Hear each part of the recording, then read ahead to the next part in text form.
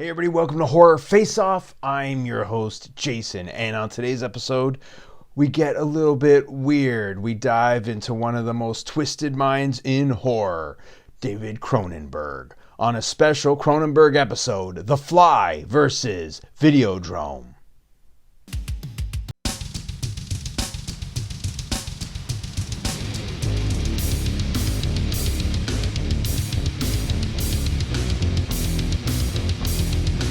On this episode, your friendly neighborhood Uncle Pete, host of Movie Timeline, Josh, horror fan Taylor, from Epic Film Guide, Brady, horror fan Tanya. They join the horror face-off slasher Leighanne and me, your host, Jason. Hey everybody, welcome to Horror Face Off. I'm your host, Jason, and today we have a special Cronenberg episode. So we loaded up the panel with a bunch of cronies and we're ready to get going. It is The Fly versus Videodrome. So two very, very different Cronenberg films. So it'll be kind of interesting to see which one comes out on top. Just a quick reminder of what this show is about. We take two horror films and match them up against each other. Using specific categories, the show's fearless panelists dissect every bone-chilling detail. In the end, the film that has the most category points wins Horror Face-Off. But the panel needs to think fast, for they only have a limited time to make their case. If they take too long, they will be killed. By my bloodlust babe, Leighanne. Hi, Leighanne. Hey, how's it going? It's going great. It's going great. I have a feeling you're going to kill a lot today, and we're going to love it. We're going to love watching you in action. So, with that being said, we have some new people on the panel, which is always great. Some returning guests, which is also great. We're ready to begin. We will start off with plot, and for this one, we're going to start off with Tanya. Okay. Thank you for doing a Cronenberg episode finally. You know I've been waiting. This one was hard for me. I definitely have to go with Videodrome when it comes to plot. I think that it was ahead of its time when it came out, and it kind of predicted the future in a way with the plot there. And while I do like the plot of The Fly, it's not as original as Videodrome, and again, it's a great plot, but Videodrome for Nice. Right That's off the the way we bat. want to start. right off the bat. That's the way we want to start. Tanya's elusive too. We don't catch her a lot, but although she's a big Cronenberg fan, so I have a feeling that we might get to kill her a lot tonight. So that'll be always fun. All right, so we are gonna throw to Uncle Pete. I'm also gonna go with Videodrome. Tanya said, The Fly it's been done. Videodrome, I think it's more complex. There's more themes involved. You know, you got technology advancing, humans become more dependent on it. The film talked about what we see today over 40 years ago. Again, what Tanya said. You know, how we're all going to be connected through technology. You know, TV entertainment will become slaves to it with just sheep's marching. And they live even echoes this kind of little similar in the years later on as far as consumerism. Violence and gore is sensationalized for punishment, like in gore and violence. We're going to get tumors. It's so complex and so detailed, and it just gets better as the movie goes on. It's a great start. Just let Leighanne's smile do the talking. All right. Well put, though. And we'll go to Josh. All right. Well, I'm feeling a little down, so I'm going to talk a while because I feel like some death is coming my way. This is a tough challenge, but ultimately this one comes down to Videodrome for me as well too, because The Fly is a great story, but it's a very streamlined story. It's a very personal, intimate story about just a couple of people and a fly. But Videodrome has so many different layers to it, and it's a much more complex and involved story. There's just so much more going on that is very interesting. You've got layers that are happening in there. There's subtext going on in there. There's Kill! Yeah, there we go. Thank you. You're asking for it. I know. I need it. I need some sweet death. This has gotten like a Cronenberg film. It's like they're all trapped in their cubes, and Leighanne gets easy pickings on them. All right. So now we get to the new blood on the show, which we're excited about. You got the hang of it, you know the drill, and we're gonna go to Taylor. I am gonna go with The Fly. Despite I agree with what everyone said, but I'm primarily going off of like a writing standpoint, and I think the plot, writing wise, I know that's a different category, but is more linear, more cohesive than Videodrome, even though Videodrome has a lot of different elements to it. There's a clear beginning, middle, and end, and the characters are significantly developed to the point where you can really understand how they interact with each other as the changes go on throughout the relationship. All right. So I like Taylor because she's new on the show and she went against the grain without even thinking twice. I love that. Not afraid to stand on your own. Good job. All right, Brady, let's have at it. Well, as the new guy, I am gonna side with everyone else too, except for Taylor. Videodrome is where I have to go with this one. Love both films, but as to echo everyone, it's complex, it's layered, it's still relevant today. I think The Fly is a more accessible film when it comes to plot. You know, you definitely have more of the romance story, and Act 1, 2, and 3 flows into each other and makes sense, whereas Videodrome is kind of chaotic at times and hard to follow, but that's why I love it so much. All right. Loving the chaos. All right, that's good. Good. We got a split, or well, not a split, but we got splits with kills. Started off strong, Leighanne, and then you kind of faded off, but it's okay. All right, we move on to round 2, which is the setting, and for this one, we will start with Josh. This is nice, and this is actually a really good episode to do because there's no like this whole list. There's no wrong answers here. Like every single whatever you say in any one of these categories is like, yeah, that sounds good. But with setting for me, it's The Fly, and I just like it because it's a box episode. Like almost the entire movie takes place in this one location, and you're allowed to kind of explore that location. You've got his warehouse with the telepods and everything.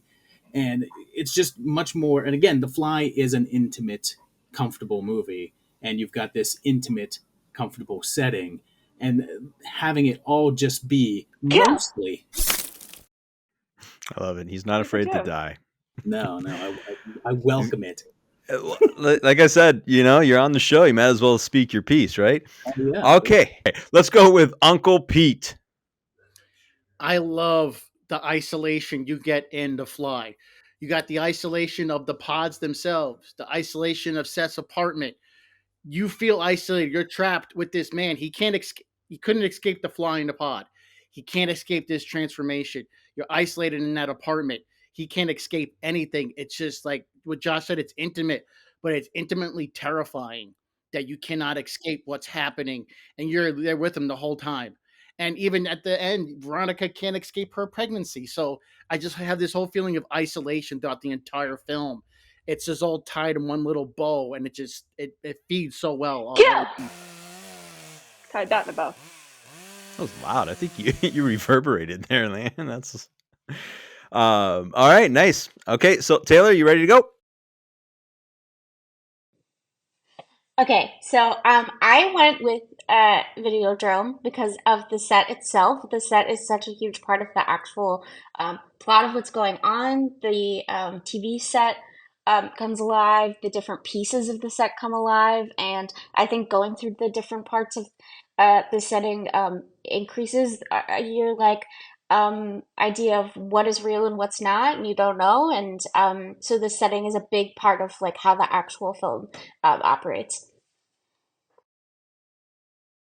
All right. Tanya. Okay, easily got to give this one to Videodrome. Again, I like the warehouse and The Fly. Like everybody said, most of the movie takes place there. It becomes comfortable and familiar, but there's so many great sets involved with Videodrome. I really like Max's apartment. It's really like 80s looking.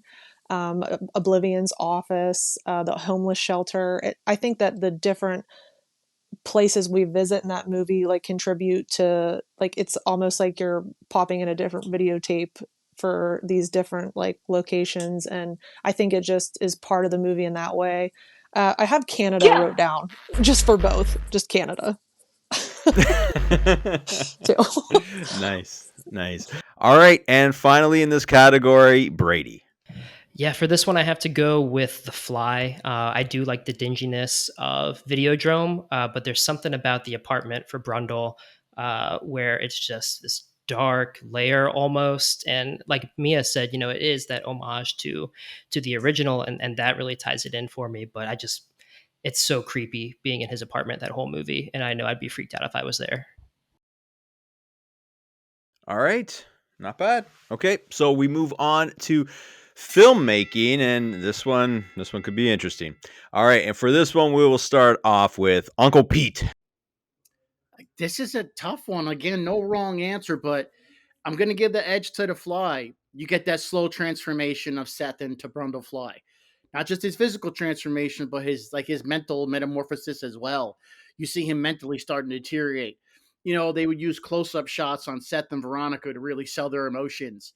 That one scene, be afraid, be very afraid. The third act is just legendary. Seth jumping through the window to stop Veronica from aborting his offspring. Excellent jump scare right his big window. It's so underrated. You have the transformation at the end. She pushes him away. Face falls off. He morphs into that thing. Her reaction to end. And we'll never know. Bye. All right, let's go to Brady. Yeah, for the filmmaking of this one, I think The Fly still wins out, and it kind of goes earlier with what I said about the chaos of Videodrome. I think that The Fly is a much more tighter film, and I think Cronenberg, at this point too, in this year, he has kind of hit his stride, and he's going for the mainstream movies, and it really shows here. All right, Videodrome started really, really strong, but right now it's gushing blood. Let's see if Josh will throw Videodrome some love. Filmmaking, you're up. Look, I want to throw it some love because Videodrome is absolutely my favorite Cronenberg movie. It's my favorite Cronenberg movie. But let's face facts. The Fly's a better movie. I mean, it's better made. I personally think that it has more care in it. And honestly, I gave this to The Fly because of one main thing. The Fly is a story about people and humans, and it has tons of special effects. And it takes a very careful craftsman to be able to shoot that many special effects, yet never lose the focus on the humans that are involved in those effects. And that movie never does. It's still a movie about people, even when those people are flies. Oh, That's the always people. insightful and always dead. All right, we move on to Taylor. I think you're changing my opinion a little bit, but I originally went with Videodrome, primarily because of the practical effects. I just think the horror in the film is a lot more varied, although because of the fly is so like tight, that is why. But Videodrome, I think, is just much more experimental, so it's more interesting filmmaking to me. And I think a lot of the grotesqueness in the way that it changes throughout the film is more interesting to me. And I just like the different types of effects and the way that we see going in and out of the screen itself, and then like the handgun. Ah! All right. That's a It's good like a reaction. gun knife party here. A little bit of a Awesome battle. reaction. So I was like, Taylor, I gave her credit in the beginning for like going off on her own and like, going against the grain. And then you come back in the round 3 here and you're like, yeah, I think I'm going with everybody else. But it worked out. You stuck to your guns and you went with Videodrome. So we will now move on to Tanya. Okay, so this is the only category that I don't have an answer wrote down by in my notes. Shout out to Howard Shore for both movies. If music is included in filmmaking, I love the scores for both of them. But I'm gonna have to go with Videodrome on this one. It's just I feel like it's so different than anything else. Where The Fly is definitely different. I just like the imagery and the effects, Rick Baker, the Videodrome, just things that you've never seen, you're never going to see anywhere else. A guy turning into an animal or an insect or something isn't necessarily new. And yeah, I just like how everything. Good points. All well made, and matchup is pretty close. So this is cool. We move on to characters, and for this, we will start off with one hell of a character himself, Uncle Pete. I probably said that the last time you were on this, but anyways, let's roll with it. Max steals the show for Videodrome, but The Fly, you got the chemistry between Seth and Veronica. Excellent chemistry. Their courtship is kind of sweet and natural. It feels like it could actually happen between those two. Seth, odd fellow, but damn, he was charming. There was this charm to him. And like you never stop rooting for him throughout the whole film. Veronica, nurturing, strong, independent. She was the perfect catalyst to all of Seth's quirky behaviors. And they just fed so well off of each other. And yeah, and I'm not going to get killed now. Nice. Okay, characters. We'll throw to you, Taylor. See if you've recovered from your death. Yes. I went with The Fly also. I just think that they're more fleshed out characters, and I think their relationship is Seth and Veronica is really captivating and pulls you in. And so when their relationship starts to change, you do feel it along with them. And also, I think it would have been really easy to make Veronica a very flat character, but she is very well rounded and has her own driving forces, and she's not pushed aside as just a love interest in the movie, and I think that's super important. All right, Brady, characters. It's got to go with The Fly for this one. Seth and Veronica are just a great duo of characters in this, and they're believable, outside of Seth turning into a fly.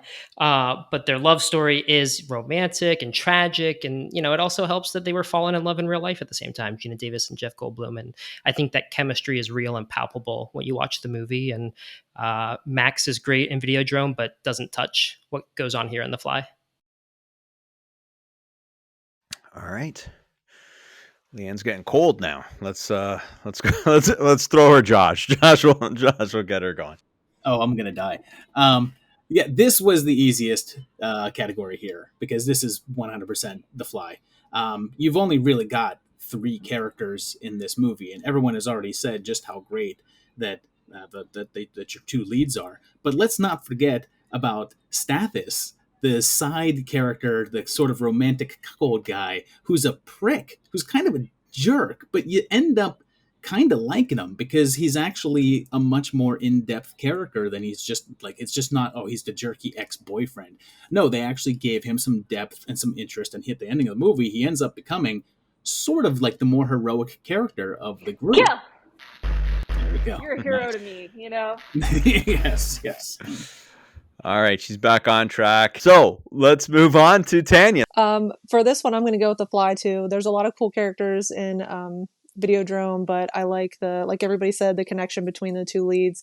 The casting is great in both films as well. That goes under characters. But I like their relationship. I feel like it's a whirlwind, or like that could be years in someone's relationship that happens in like this short period of time as we're watching it, and I really like that. And I felt more connected to them as characters, and they had more of a connection than any 2 characters in Videodrome did. So The Fly. All right, so that ends that round, and Fly did pretty well in that round. So we will move on to a special category for this episode, writing. And for this, we will throw to Taylor to open the round. So I went with The Fly for most of the reasons I stated before with writing. I think the plot is much more cohesive. Not that a plot has to be linear, but as we've said a few times now, it's just very tight. And I think because it's such a character-driven story, the characters really make it, and I think their well-roundedness and their like internal conflict and external conflict, I guess, too. Just is really clear. I think it's a really clear movie, even though, yeah. You're afraid to die now, aren't you? Looked like you had more to say, but we'll let you go. I'm not afraid to call on Uncle Pete for the next. Gonna die in this one.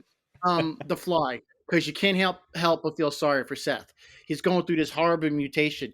slowly losing parts of him, his fingernails, his ears. There's even in the medicine cabinet. You know, you're taking on this ride with Seth, and what you don't see, you get to fill in the blanks.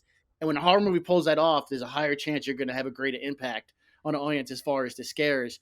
At the end, Seth, he's losing it. He wants to merge all three of them together in the perfect family. He stopped. Got to give love and status. Yeah, kind of the hero here because he was a prick, but his intentions were good. So someone who's supposed to be a prick winds up being the hero. He has good intentions, and the ending with Veronica. Kill. Called it. That's the end. Nice. All right, Brady, you're up. Got to go with The Fly again. I think that's going to be the theme of the night for me. But it's just tighter writing all the way around. The characters are so well written, and it's this tale of obsession, wanting to be the best at what you're doing in life, that eventually leads you down this path that you can never recover from. And you feel bad for Seth. You also hate Seth at the same time. You want him to stop what he's doing, but you also want to see him keep going. It's the movie keeps you invested through the writing the entire time. So it's got to be The Fly. All right, Tanya. Okay, so Videodrome again. I really I love the writing. I love that it's an original story. I'm sure that I think I've even read quotes of like when people were initially reading the script, they were like, "What is this? How are we even going to do this?" So I appreciate it, but I have to give this one to The Fly as well because when I watch it, it feels. It made me feel more. I mean, Videodrome makes you feel like, what is this? But The Fly, I connected more to, as far as writing goes, The Fly. All right, Josh. Let's end the round. All right, look, I'm going to buck the trend here because for me, this is like the difference between a 100 and a 99.9. But I'm going to go ahead and give this ever so slightly to Videodrome, mainly just because I love that there are so many things going on and there's so many layers and you've got the whole surreal aspect of it. So you've got this movie that's sort of breaking reality and doing all these strange things. But my favorite part about it is the script knows enough not to hold your hand and be like, this is what this means. This is what this is. This is what he's seeing, but it's not what's real. And it leaves it to you, the audience, to kind of come to that yourself. And Kill. that's No awesome. and. Yeah, that's it. We'll never know. We'll never know what Josh was going to say. All right, awesome. I like how Josh, like you said, bucked the trend. That was good. Stop the bleeding, and we move on to scare factor. And for this one, we will start off with Uncle Pete. Videodrome is not really scary, especially the way James Wood pulls it off when he's sticking his hand in his stomach that looks like a hoo-hoo. So it's not really scary, especially the way he makes it look. The Fly is terrifying. I remember I was like 9 years old when it came out, and you get that first scare when he's doing the arm wrestling. His fingernails are oozing that pus, and then pop, his forearm goes. I watched it as a kid. I noped out of the room. That was it for me. And then the ending when he's just changing the terror on Veronica's face. I get goosebumps just thinking about how well that's executed. All right. So we'll go to Josh. This is definitely The Fly. I mean, let's face it, The Fly is not a movie about a guy turning into a fly. It's about a guy that is succumbing to a terrible disease that is changing and deforming and deteriorating his body, much like many diseases in real life do. And that is something that terrifies the hell out of me. I sure as hell don't want to see my body deteriorating in any sort of fashion. And something along those lines is way more likely to happen to me than my TV trying to kiss me. Although, some nights that happens, but not as frequently. So that concept of just everything about me just falling... Kill. Scary. All right, Tanya. Okay. The Fly doesn't scare me at all.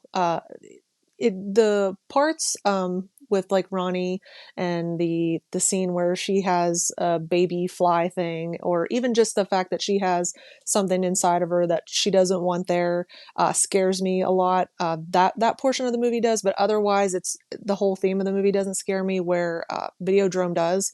I give this one to Videodrome. It scares me the thought of like looking back at it now, watching it now in today's day and age, it's like, this is scary. Like the control that TV or media has over us and causing tumors and cancer.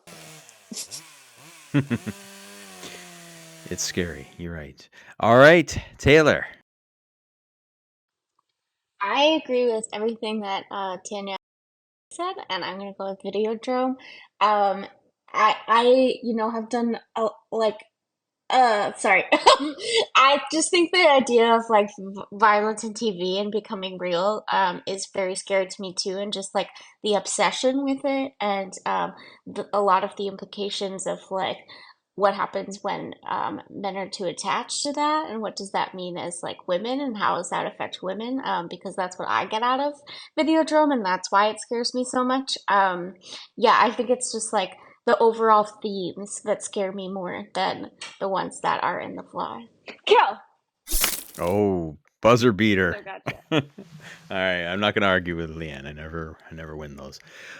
All right. Okay, so now we move on to the next category. And I was debating taking this one out, but sometimes, you kind of sometimes the best answers come from, making a hard category or keeping a hard category in there. So we'll go with antagonist. And I imagine this one could be all over the board, or maybe not. So we'll start off for this one. We will start off with Brady. Yeah, so for this one, it's a little weird because I view Seth in The Fly as both the protagonist and antagonist here, or his obsession with what he's doing. But it's still, I think, the better antagonist all around, and it's the better movie. So I give it to The Fly because I think Seth really does, or is written as a more complex, visceral antagonist that you're rooting against actively half the time. And like I said before, rooting for him. So it's The Fly. All right. Tanya. Okay, so I think that Videodrome has like your typical like villain, like with Barry, and he's like the big guy that's bad, and then there's Harlan, I guess, who's you don't expect to be working for him.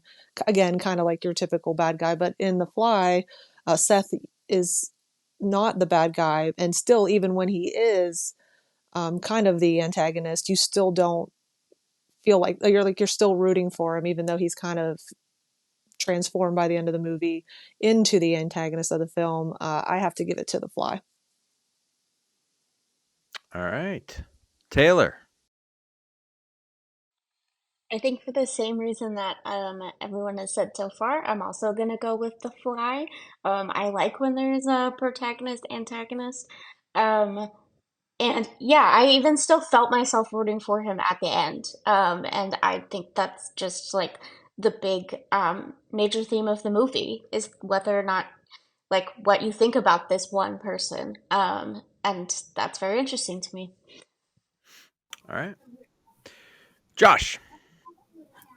I'm going to be pedantic with this one, and this one goes to Videodrome by default because The Fly does not have an antagonist. I'm going with the more literary notion that antagonist and protagonist does not mean good guy, bad guy. Your protagonist is your main character, even if they're a villain, and your antagonist is whoever is trying to stop that main character from doing what they're doing. There's really no one like the disease is the antagonist of The Fly because Seth Brundle is your protagonist. There is no antagonist, so therefore it has to be Videodrome, even though Convex is not really, they're not really that terribly interesting, but they are a pretty cool villain with what they're doing. They've got pretty broad. Waiting for that. Well, thank you, Mr. Buzzkill. Sorry to bring it down. Sorry to be Mr. Pedantic Man. All right. It's a good thing we got smiling Uncle Pete to bring home the round. Let's have at it, Pete. Josh and I agree on this one. We've discussed things like this. I don't see the antagonist is the disease. and that was an accident that happened. It wasn't really negligence per se. But with Videodrome, you get that classic evil corporate villain that wants to punish people he doesn't deem worthy. Oh, they get their kicks out of torture and murder, so let's give them tumors because he wants a pure North America. I think it goes. That sounds like somebody that we've had to deal with in the last 100 years. So it's that's classic evil to me, and he even looks like a weasel. A weasel. So that type of evil is more relatable. All right. Okay, so we move on now to movie poster, and thankfully, I think our whole panel will agree that there actually is two movie posters. Let's hope Josh and Uncle Pete agree on this one. And for this, we will start off with Josh. These are both pretty cool posters, but The Fly is so much more interesting to me. It's simple, it just gives you that cool, stark look of the telepod, and just that little hint of the fly leg coming out, and that wonderful tagline of "Be afraid, be very afraid." It's all you kind of need to pull you in.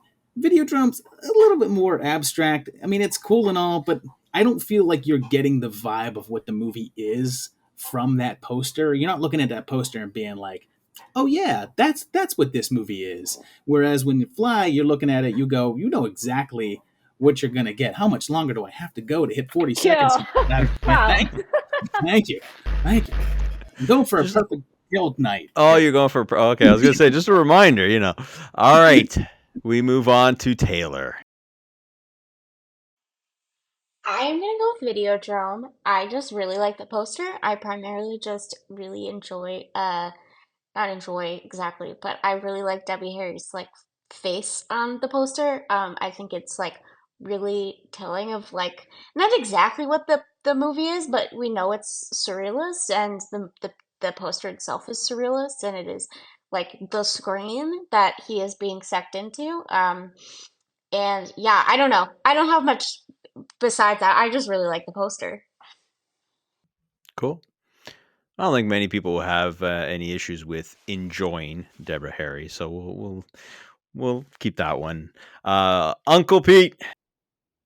Videodrome poster. I'm like, if you don't know nothing about the movie, it's something about weird, evil TV. The Fly, like Josh said, be afraid, be very afraid. And it's a little deceiving, the poster, because you see like that one fly leg. Well, how big is this fly going to be? Is he going to turn into like a human sized fly? And it's everything is just cloaked in that aura. You just see his hand and the fly. Okay, what's going to happen? How much is he going to turn? It tells you, doesn't show you a lot, but it tells you so much without giving everything away. It's like, okay, I need to see what's going to happen in that movie. Big, small, fly. How's he going to turn? What's Kill. he going to look like? All right, Tanya. This one I always think about if I had both posters hanging up in my living room, which one would I rather have hanging? The Fly. I like that it's really iconic. Obviously, everybody recognizes that image. I like the black, like nothingness, and then just one central item that kind of calls. It reminds me of Alien, the cover of Alien 2. Yeah, The Fly. All right, you did it without dying. Nice. All right, Brady, you're up.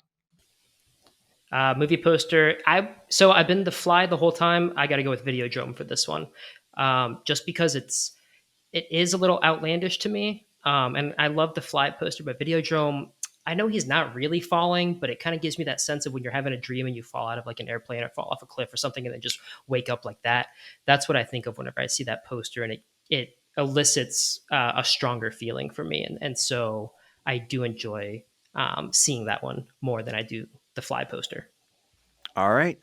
So we move on to the final category of the night, which is the ending. Which film's ending did it for you? And for this one, we will start off with Brady. The ending, man, it's this one I think is the hardest category for me. But I got to go with The Fly because it is just that tragic sadness, hopelessness to it. He doesn't even want to live anymore, whatever's left of him, and he's just like end it. And Veronica is determined but also sad. Like it's so powerful, and I have to hand it to The Fly. All right. Taylor, the ending. Okay, this one was also super hard. I am actually gonna go with Videodrome because I like that it's a cyclical ending. And it's kind of we're not totally sure what happens, but it ends on like this weird note, and we, yeah, are questioning like what just happened, but then we know that the whole cycle is gonna happen over again, and I think that's a big, huge part of like the movie itself, and I think without the ending, it's not as powerful of a theme.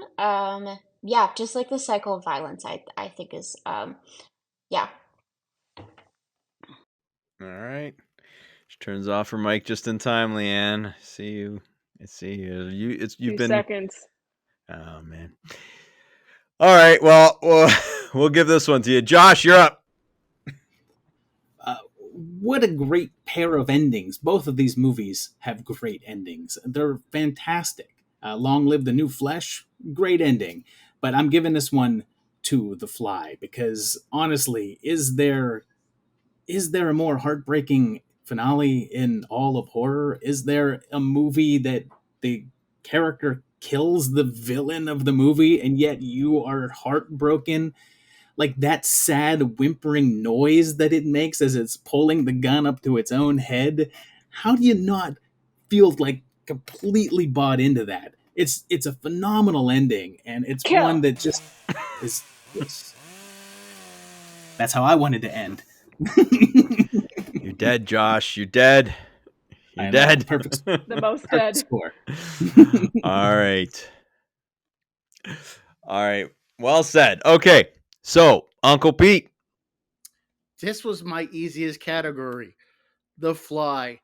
He comes out of that telepod after halfway out because Stathis just had his hand and foot dissolved. He's the hero. He saves Veronica. And like, oh my God, Stathis is the hero. Then you, okay, what is Seth gonna look like? And then like Josh says, you go tink tink, that holding that shotgun up. And Veronica's like, no, I can't. And and she knows she has to do it because the guy can't live like this. He's a fly mutant pod creature. And just her desperation when she says no, but she has to do it. She's exhausted. She pulls the trigger and just collapses to the floor. Howard Shore's Kill. score hits. All right. We have a fantastic panel. We usually do, but I just want to draw attention to the passion that Uncle Pete had in that last category. That's what we all aspire to be, people. That's what we all want to be right there. Well done, well said. You deserve to live, but we appreciate the death But you're dead. more on this show. So it's all good. It was a perfect ending for you. All right, and we're gonna finish it off with someone who's very, very responsible for this episode, Tanya. Okay. Videodrome has a WTF ending for a WTF movie. I've read before that it was one of 3 possible endings. So was it ever like this was set in stone? This was how the movie went, or was it like what could end this way, could end that way? Like Mia said, it was up for interpretation too. I think a lot of people when they watch that movie, The Fly is devastating. I give this to The Fly, the ending. And then it just cuts hard to the credits with no like, I hope you feel better. Like it's just devastating. Here's the credits. It's awesome, but it leaves you like, Kill. damn, Like damn. like damn. Perfect. We started with death, we end with death, and can ask for, I think it was both Tanya too, so it's awesome. All right, so that is the show. Leighanne is hard at work, and so I have I award the hot take of the night. I'm gonna have to give it to Uncle Pete for that emotional, climactic ending rant. People, watch that one back because that's how you do it on this show. I loved it. So congrats, Uncle Pete. Good job, buddy. All great opinions. Obviously, this was a fun one because you can see I can see passion with you guys. So that being said, I think we'll throw to Leighanne, who should be ready to deliver some goods. Oh, I've got the goods. This was a fun one, definitely. This is a high kill count, which, I always appreciate. We had one final guy, and that was Brady. And I'm sure no surprise to any of us, Josh, you're just like, you're splatterfest. I don't know. You're in chunks at this point. But I love it. Meat. I love it. Yes, just straight up Meat. meat at this point. This one had a lot of back and forth. The Fly would take it, then Videodrome would take it, and it was pretty close for a while. But then, there was some separation, and the Fly took it by quite a bit at the end. The Fly flew away with it in the end. Come on. All right. All right, dad Well, jokes. wow, that's harsh. Anyways, well, I guess it was a close battle at times, but it kind of felt like Fly was taking this one. So we move on. That's our Cronenberg episode. I'd like to thank our awesome panelists for being on the show. Of course, I'd like to thank Leighanne for killing them at every chance she had. Beautiful. Don't forget to follow Horror Face Off on social media. Well, mostly Instagram, but give us a follow, and we'll have some fun stuff on there as well. On the next episode of Horror Face Off, it's 90s horror. I won't tell you what the films are, so you'll have to join us to find out.